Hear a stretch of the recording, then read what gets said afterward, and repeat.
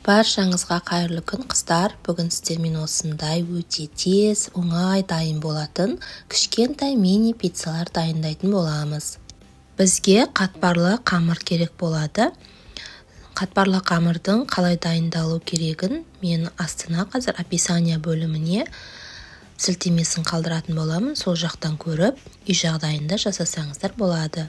Немесе дайын қатпарлы қамырды сатып алып жасауға да болады. Ең алдымен осылай қамырымызды алып, 4 бұрышты көлемде етіп жайып аламыз, жұқалап.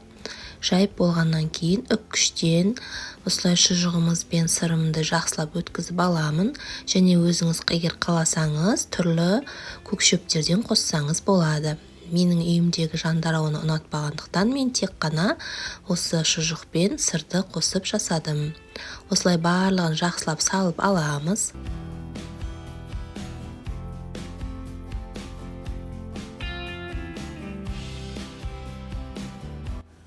Енді осылай видеода көрсетілгендей рулет секілді мини пиццаларымызды орап шығатын боламыз.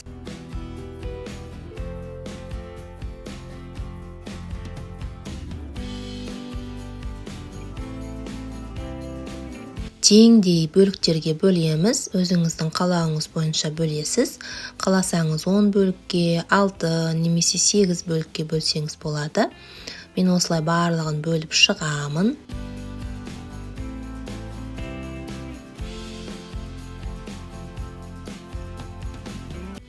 Енді формамызды алып, осылай қағазымызды төсеп, пиццаларды орналастырамыз. Орналастырып болғаннан кейін бетіне жұмыртқаның сарысын жағып, қызып тұрған пешімізде 20 минуттай пісіріп аламыз.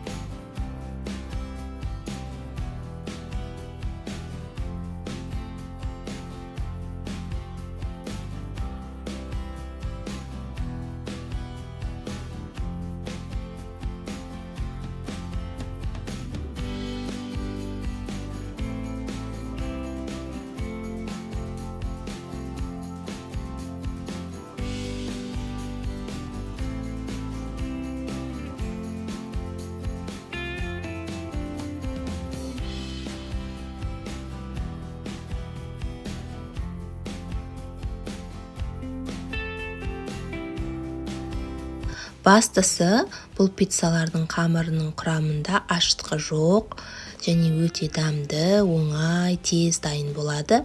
Сіздер де жасап көріңіздер. Менің арнама тіркеліп, маған қолдау білдіріп отырыңыздар. Менің келесі видеоларымда кездескенше аман есен болыңыздар. Сіздермен бірге болған әдемі.